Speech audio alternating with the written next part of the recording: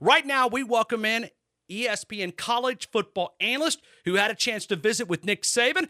Chris, I hope you enjoyed your trip to Tuscaloosa, man. I hope you're doing well. Yes, I did. It's always good. It's always good to catch up.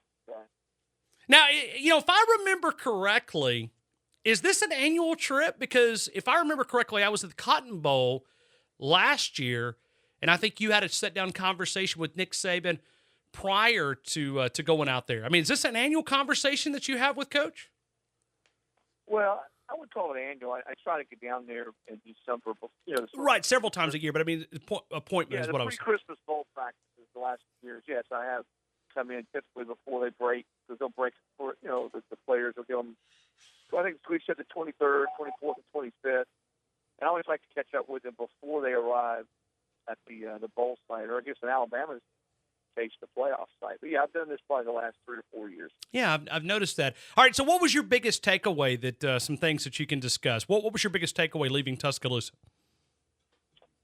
Well, I think he feels good about this team, the way they prepare, and the chemistry, the fact that the leadership has been really good. I mean, I think he felt like that was going to be the case to start. When you get a guy like Jonathan Allen back, there's not often you get a player of his caliber back, and he's a good leader.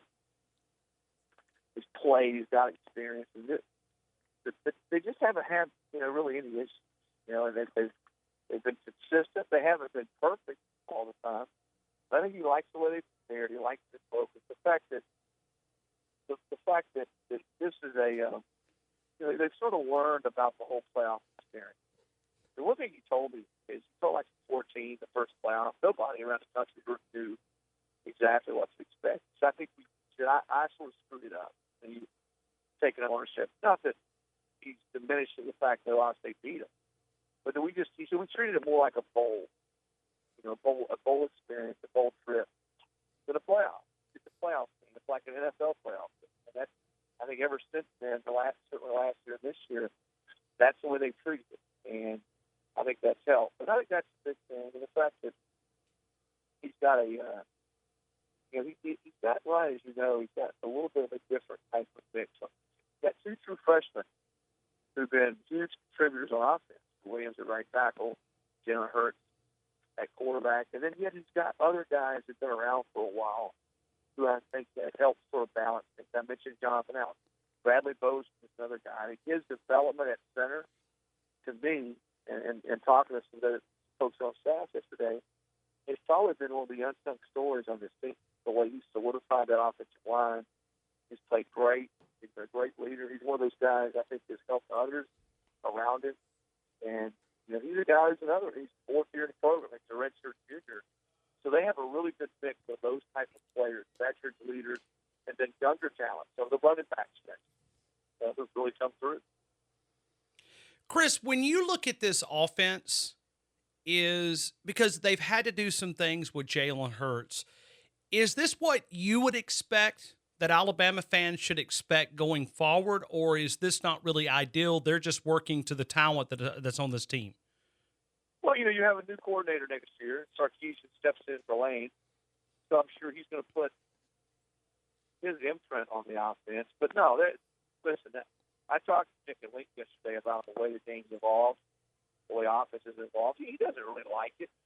He sort of has begrudgingly moved to what some people may say the new age of offensive football, going fast, playing tempo. Remember, he was the main one railing against it 3 years ago.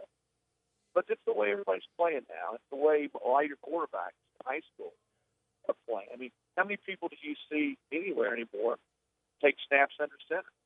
How many times do you see a fullback on the field? And when you've got a talent like Jalen Hurts to create, make people miss, extend the play,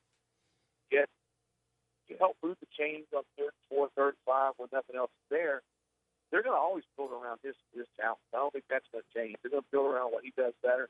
Here's the thing, though, and this is what Nick said. Nick said he's such a good student of the game. I mean, he's in there watching film before anybody.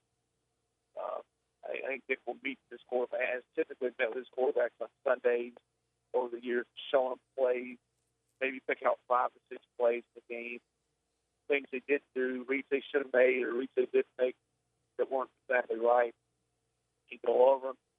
I think this kid, Hurts, was ahead of the game and had watched tape, in a lot of cases, watched more of it than anybody had by the time they met. So he loves the way he studies, how hard he is on himself. Some players you sort of have to be, especially younger players that arrive, they're sort of entitled. If they go through the recruiting process, you have to recruit them. I don't think that was the case with Hurts. I think Nick loves that he's harder on himself than Nick or Lane or anybody can be.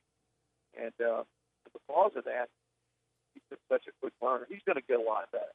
He's not the most polished passer right now. He's throwing the ball well at times, but he's got a cannon for an arm to make all the throws. He will get a lot better. I think that's the area where you'll see him grow the most, Ryan, in the next couple of years. Certainly with Sarkisian taking over, and I think that will be the area that they will zero in on the most to improve the quarterback.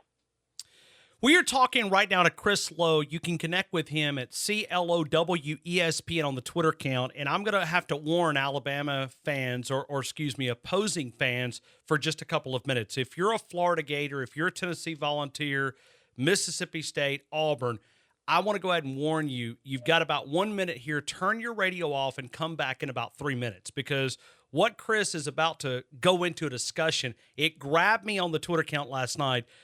Visited with Nick Saban today, and for rivals hoping he's nearing the finish line, his football pilot light is burning as brightly as ever. Let's talk about that and your tweet and sort of the you walking out with that type of mindset. Yeah. Well, no, listen, his energy level and the way he approaches things, I think he's even better right now, and I mean this sincerely as a coach. He's better right now than he was 7 or 8 years ago. He's more in tune, I think, with today's athlete. The way he sees things, anticipates, not only on the field, in games, but recruiting.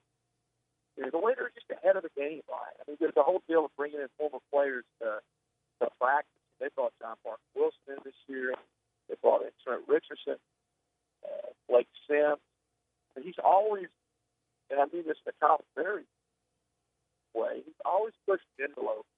And I just, haven't known Nick for a while now, gotten to know him over the years. He loves this.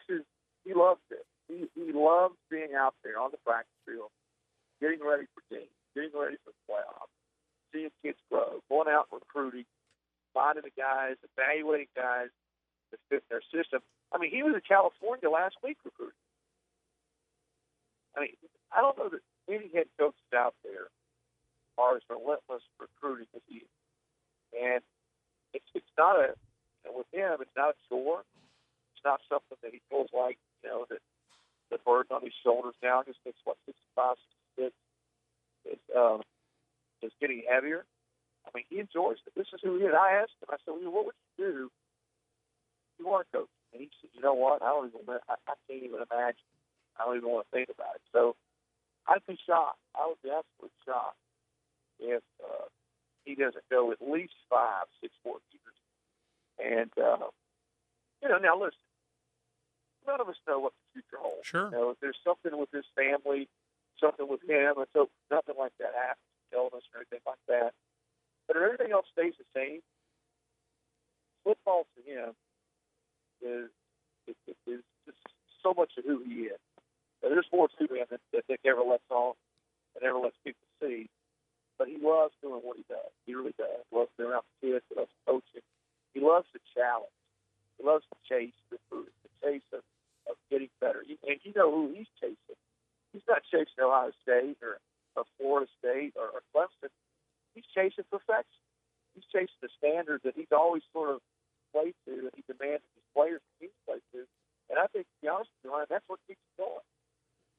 Well, I read an article here recently from one of your colleagues, Ron McGee, and it was Derrick Henry. And he quoted Derrick in this article. It said, they don't want to be the group that let Alabama down. But But Chris, we've got to go back to this expectation. I mean, I've covered a lot of college football. I've been in the business since 2000. I've covered all of Nick Saban's years here in T-Town.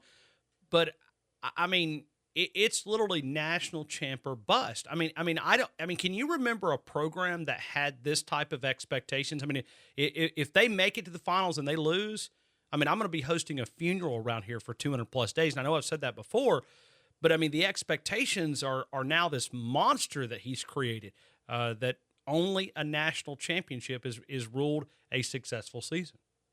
Yeah, you're right. I mean, you're dead on. And while I think he knows that, he feels that, it's not something that really is on his radar, sort of not on a daily or weekly basis. It's just his expectations are higher than anybody. I mean, he demands more of himself than anybody. So he doesn't need you or me or some fan or talk show or message boards to remind him of what the standard is in Alabama. But his standard is right there, and then probably times two. But I will say this. Privately, at times, well, I tell you, here's the best example. I'll give you a real example. 2014, when they lost to Ohio State in the playoffs, they won the SEC championship that year. And really, probably, when you go back and look at what they did, Blake Sims stepping the quarterback, throwing out to the finish. What he did, he threw for 4 yards that year. I think the Alabama quarterback in history. But I think you'd have told somebody before the season that he would be the quarterback. You probably would have thought, maybe this is not going to be a great year. But they won the SEC. They did get beat in the playoff, and all you heard about was what happened what's happened to Alabama. The foundation's cracking, dynasty's over. How dare him go 2 straight years and not win a national championship? I think that's the kind of chatter. If that were to sort of really become a crusade there, let's say he doesn't win this year, next year, I think that would be the one thing for Jason out. If he really felt genuinely that there was a lack of appreciation for what they've done, and that people felt like, if you don't win a national title every year, that's not good enough. I mean, how many times you get to show in 2014? How many times that year was it mentioned after the loss to Ohio State that they won the SEC title that year? None. Anybody ever bring it up? None. I mean, it was somber around here in Tuscaloosa. I mean, it was crazy. I mean, it was just it was a weird feeling. I mean, it was. Yeah. I mean, I'll say this, Chris. Ohio State still comes up right now as Alabama's playing in Washington. Ohio State comes up, if not daily, at least weekly, right here on this program from that 2014 game. Yeah, and listen, I think it's a natural rival. Hey, well, think about this. Nick's lost 2 since he's been at Alabama. He's lost 2 championship games, and by championship I mean college football playoff, BCS championship, or SEC championship. I think he's 10-2 in those games, which is phenomenal. I can't believe that on those stages anybody would be 10-2. Well, who are the 2 losses to? Urban Meyer, Florida in the SEC championship game, and then Ohio State 2014. So people, listen, Alabama fans know their stuff. Trust me, I hear from them about as much as you do. They understand that. I think that probably burned as much as anything that it was Ohio State season and that it was a Urban Meyer coach to Ohio State to beat. Yeah, it is. It is. But, sure. I think that's part of it. But no, he's. I don't think that's something that really weighs a lot on him. But I think that every guy points to where, because he's told me sort of a guess. He says, one of these years, we're going to lose 3 or 4 games. He said, what are they going to do to me every night? He's sort of half joking, half serious. Yeah, so he is cognizant of it, but I think he is so zoned in to what he's doing and what's right in front of him. I mean, you know this, man. He has no rear view mirrors in his life. And it's sort of what you call the whole 6 inches in front of your face factor. I mean, he doesn't see and hear. He doesn't really have any mirrors on the side. But I think outside the season, sometimes, he'll get some of that. But, here's his favorite saying, and you hear the players repeat it all the time. They're the ones that sort of created this monster. Right. Okay? They created this monster. Those players over the last 10 years at Alabama have created this championship or bust type monster that you talk about. Well, they've got to feed it. It's there. Everybody knows it's there. and you got to do your best to beat it. And I think probably where he draws the line is they're going to do that. But there's going to be times they don't probably keep it appropriately. It's going to get a lot out of hand, but they got to deal with it, and I think he will. But I think I really would be shocked if he's not still the head coach in Alabama 5 or 6 years from now. All right, Chris, before we move to Washington here for just a brief moment, we're talking to Chris Lowe, ESPN college football analyst for ESPN.com as we move forward. Chris, let's just say if he coaches 5 more years, in your opinion, I mean, because he's about to tie Coach Bryant if he's able to win this year. They've got a lot of talent coming back next year. They could be the first college team that could three-peat. I mean, but, they first things first. I mean, will he walk away the greatest coach that we've ever seen? I think he's already right there on that threshold. Right, sure. Certainly in modern time. Coach Bryant was such an icon there. I think he meant to that entire state, the college football. Probably get a million different answers if you ask people there. Has Nick surpassed Bear Bryant? I don't know that he ever will. Just in the whole scope of what Bear Bryant was. Is he a better coach? I think that's certainly debatable. And I think the more he wins, the more you can make an argument that he is. I mean, gosh, they win this year. That's 5 out of 8 national championships. That's just hard for me to fathom. That in this age, the way people recruit, and the parity, and the balance, that one team could win 5 out of 8 national championships. So I know that's a question. The more he wins, the more you're going to get there from fans on your show. It's better than Bear Bryant. Here's the thing about that, though. I can promise you, that's something that never crosses Nick Saban's mind. I mean, he's honored to be at Alabama, a place that Bryant made so special. Certainly one of the people that made it so special. He understands what Bryant meant to the people there in that state. But it's not something that he's hung up on, and it's not something that he couldn't care less whether people think he's passed Bear Bryant or surpassed him. And he really, in a lot of ways, is the perfect person to come into that job with that shadow. Even all these years since Coach Bryant's been dead, he got to coach his last name in 1982. Nick's the perfect person to sort of walk into that shadow and succeed, because I don't think it's not something that's really on his radar or something to think about. Chris, when you look at Washington, first off, did you draw the good straw, or are you headed to Atlanta, or you headed out west? No, I'll be in Atlanta this week. Okay. Let me get your thoughts. Just to I know we've got just a couple of minutes here, but your thoughts on Washington as we start lining up and start to preview this game. We've watched Vegas adjust their numbers a little bit. That line's come on down. You start evaluating, and you can find ways that Washington have success. Certainly turnover margin. They're a plus 21. They don't give up a lot of turnovers. They get a lot of turnovers. I think they've got 33. They've got 19 interceptions. Got a secondary. All 4 guys will probably play on Sunday afternoon at some point. When you look at Washington, do you see a team that can give Alabama a little headache? They could. I don't think they will. Here's why. Alabama typically feasts on quarterbacks that are pocket-type quarterbacks. We've all seen that. And Browning's had an excellent season. Jay Browning's a really good passer. He's accurate. He can throw the football. He's got good, skilled people around him, Brian. They make big plays on offense. So I'm not saying that Washington can't hit the big plays, but he's not one of those guys that can create by time. We saw Deshaun Washington last year just carve Alabama apart over and over again on third down to move the chains. He's not that kind of player. And I think because of the matchup, it's favorable to Alabama. I think they get after him. I think they force mistakes. And that's the reason Washington will beat them. Now, Washington's pretty good up front defensively. Alabama may have some issues. We'll see how Hurts is. Does he take care of the football? Can Alabama run it a little bit? They can give them some problems. And we know, somewhere along the way, Coach Peters is going to have a trick play. Nick told me yesterday they've gone back as far back as they possibly could. Back to when he was at Boise State. Anything they could find, any kind of tape, and looked at every trick play they could find that he's ever run. And he said, there's a bunch of them. And he Washington, there's a lot of really good ones too.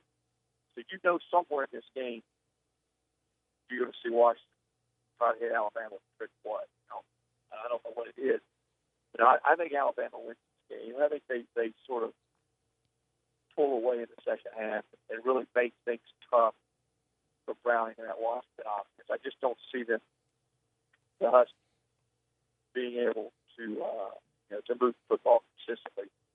I mean, guys, I looked this up Friday. This to me, of all the stats you put out there this year about this year's team, Alabama's defense, not the team, the defense has given up 14 touchdowns this year.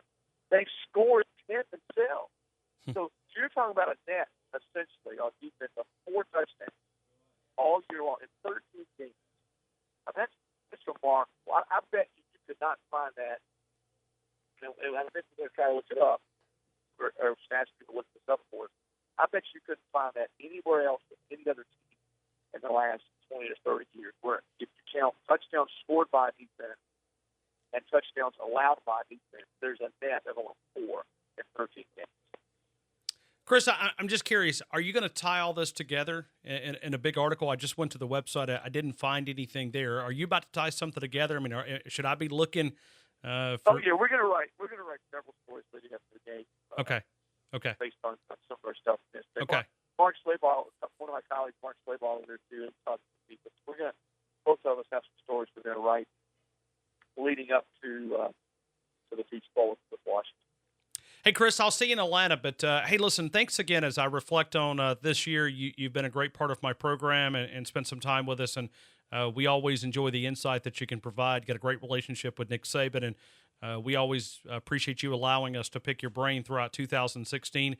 Merry Christmas from all of us here in Tuscaloosa. Thank you again, Chris. Yeah, Merry Christmas to you. Merry Christmas to everybody there at the Crimson Tide Nation. I tell you what, it's hard to find fans of any sport, and I mean this sincerely, that are more passionate than Alabama football fans. And it's sometimes it gets a little out of hand, as you know, but I tell you, there's a lot more good than bad. And I interact with a lot of them on Twitter and elsewhere, and boy, it's amazing how much they love the Crimson Tide. Yeah. Well, I mean, just last night. I mean, I'm driving home, and I guess they found your tweet before I did, and I mean, I started getting direct messages. Did you see this? Did you see this? Did you see? I mean, and not that we ever thought that Nick Saban was going to give it up in 2 or 3 years. But it was almost confirmation, of sort of stuff that we think that we know. But it's amazing to follow and to be able to part of one of the greatest dynasties that we may ever see. Chris, thanks again for spending a couple of minutes with us, man. Have a great afternoon. You bet. Take care. Absolutely. Chris Lowe right here, ESPN college football analyst, as we move forward right here on the game on Tide 102.9, 100.9, the home of Alabama sports.